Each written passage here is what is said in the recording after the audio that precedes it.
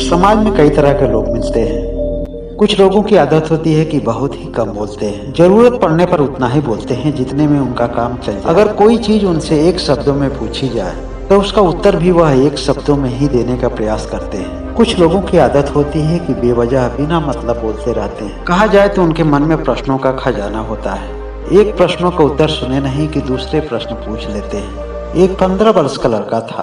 उसका स्वभाव यही था कि वह गांव में घूम घूम कर छोटे बड़े हर उम्र के लोगों से कोई न कोई प्रश्न किया करता था। अगर उसे रास्ते में कोई जाते हुए मिल गया तो पूछ बैठता था कि कहाँ जा रहे हो, और उत्तर मिलने पर शांत नहीं होता था। उसका अगला प्रश्न होता था कि क्यों जा रहे हो, और जा रहे हो तो वहाँ जाकर करोगे क्या। और इस तरह से कभी समाप्त नहीं होने वाले प्रश्न पूछा करता था। वह किस समय क्या प्रश्न पूछ डालेगा उसके दिमाग का कोई ठिकाना नहीं था। अति हो जाने पर उससे भी महसूस होता था कि कुछ गलत कर रहा है, लेकिन आदत से मजबूर था, करे तो क्या करे। अचानक घूमते हुए उसने देखा कि एक पेड़ के नीचे एक महात्मा बैठे हुए हैं। जब करीब गया तो देखा कि उन्होंने अपनी आंखों को बंद करके मौन की अवस्था में बिल्कुल शांत बैठे हैं। वहां भी उसके मन में बिल्कुल धैर्य नहीं रहा और महात्मा जी कहकर कई बार आवाज लगाया। महात्मा जी ने जब आंख खोला तो देखा कि 15 वर्ष का लड़का सामने हाथ जोड़कर खड़ा हुआ है। उसने कहा कि महात्मा जी, मैं आपका शिष्य बनना चाहता हूँ। महात्मा जी ने कहा कि मुझे बिना जाने तुम मेरा शिष्य क्यों बनना चाहते हो।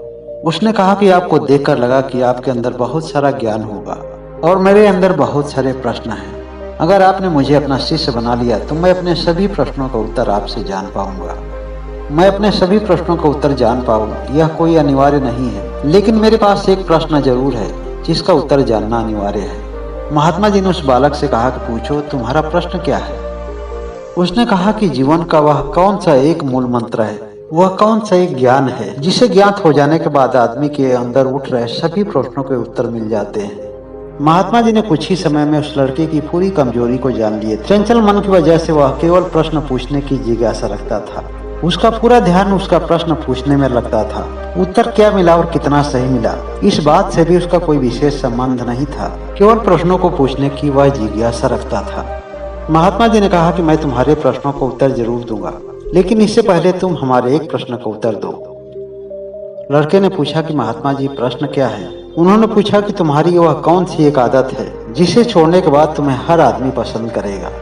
यह उत्तर उसके लिए बहुत ही आसान था, लेकिन जो हमेशा दूसरों से उत्तर की चाहत रखता हो वह भला अपने आप से प्रश्न क्यों पूछेगा।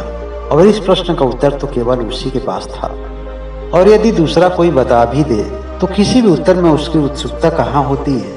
महात्मा जी ने कहा कि जाओ, इसके लिए तुम्हें अनिश्चित काल का समय देते हैं। जब भी उसका उत्तर मिल जाए तुम मेरे पास आ जाना। उसके बाद तुम जो भी प्रश्न पूछोगे मैं उसका उत्तर अवश्य ही बताऊंगा, और जो मैं उत्तर बताऊंगा तो तुम बहुत ही आसानी से उसे समझ पाओगे। बार बार वह लड़का यही सोच रहा था कि आखिर वह कौन सी आदत है। उसे लगता जरूर था कि उत्तर उसके पास है, लेकिन फिर भी उत्तर को पकड़ नहीं पा रहा था।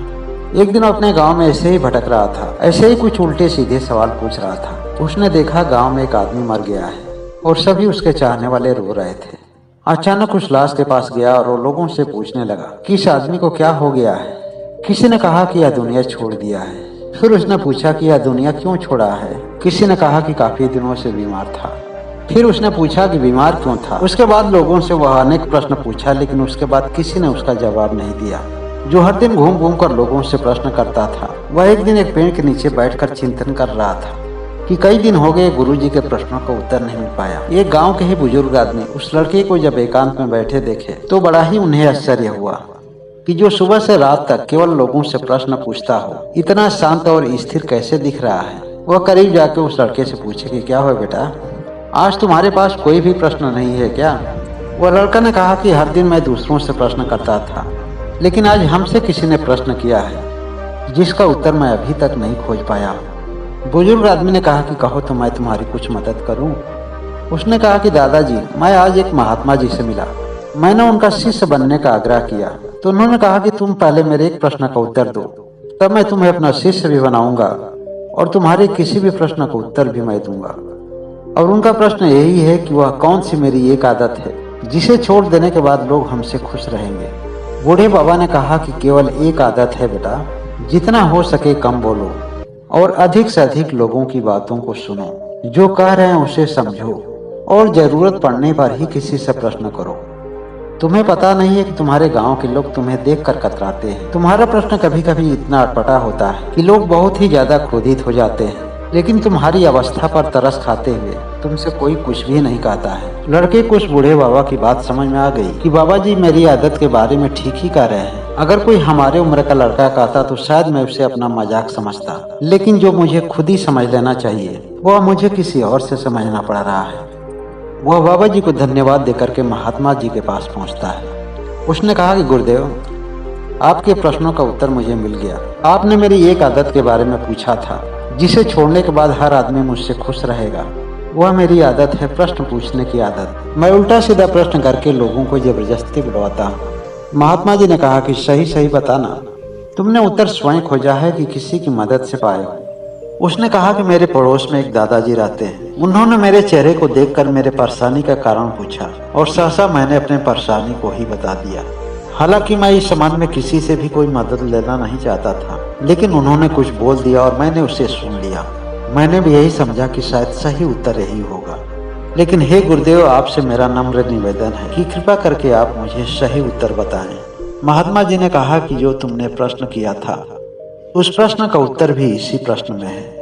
महात्मा जी बताते हैं कि जो आदमी जितना ही अधिक बोलता है उस आदमी के शरीर की ऊर्जा उतनी ही अधिक क्षीण होती है, जिसकी वजह से आदमी के अंदर सोचने और समझने की शक्ति धीरे धीरे कम होने लगती है। जब हम किसी की बातों को पूरा सुने बिना ही अपनी बातों को कहते जाते हैं तो हम समझ ही नहीं पाते हैं कि अगला सही बोल रहा है या गलत। और दूसरी बात है कि हमारे बहुत अधिक बोलने की वजह से लोग हमसे बात करने से ही कतराने लगते हैं। फिर उस लड़के ने कहा कि महात्मा जी, कोई मेरे सामने हो और उससे बात ना करे, यह तो मेरे लिए बहुत ही मुश्किल का काम है। फिर इस आदत को खत्म कैसे करें? महात्मा जी ने कहा कि धीरे धीरे तुम मौन का अभ्यास करो। मौन होने के लिए जरूरी है कि अधिक से अधिक एकांत में रहो, जहाँ तुम्हारे सामने बात करने वाला कोई भी आदमी ना हो, और अपने आंखों को बंद करके ध्यान में जाने का प्रयास करो। अगर तुम्हारा बहुत अधिक प्रिय दोस्त भी तुम्हारे सामने आ जाए तो उससे बचकर वहां से निकलने का प्रयास करो। हो सकता है कि शुरुआती दौर में तुम्हारा दोस्त या तुम्हारा परिचित तुम्हारे इस व्यवहार को अच्छा ना समझे, लेकिन कुछ ही दिन तक तुम्हें ऐसा करना होगा। धीरे धीरे जब तुम अभ्यस्त हो जाओगे तो किसी के सामने भी तुम आवश्यकता के हिसाब से ही बात करोगे। मौन के भी दो चरण होते हैं। पहला चरण होता है शारीरिक मौन और दूसरा चरण होता है मानसिक मौन। लेकिन दूसरे चरण में प्रवेश करने के लिए पहले चरण को पार करना होता है। अभी तुम केवल पहले चरण के लिए अभ्यास करो।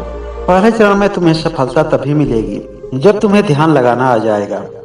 लेकिन जब भी तुम शुरू में ध्यान में बैठोगे, जैसे ही अपनी आंखों को बंद करोगे तो तुम्हारे सामने बहुत सारे विचार आएंगे। तुम्हारे जीवन की बहुत सारे सुखद और दुखद घटनाएं याद आएंगी। यही तुम्हारे मौन की दूसरी अवस्था होती है। तुम्हें सभी तरह की घटनाओं से, तुम्हें सभी तरह के विचारों से अपने मस्तिष्क को खाली करना पड़ेगा। शुरू में बहुत सारे विचार आएंगे, लेकिन जैसे जैसे तुम ध्यान की अवधि बढ़ाते जाओगे विचारों की संख्या घटने लगेगी। धीरे धीरे तुम मौन की पहली अवस्था से दूसरे चरण में प्रवेश करने लगोगे और एक समय ऐसा आएगा जब तुम्हारे मन में किसी तरह का कोई विचार नहीं होगा और वही होगी तुम्हारे ध्यान की पूर्ण अवस्था, तुम्हारे मौन की पूर्ण अवस्था।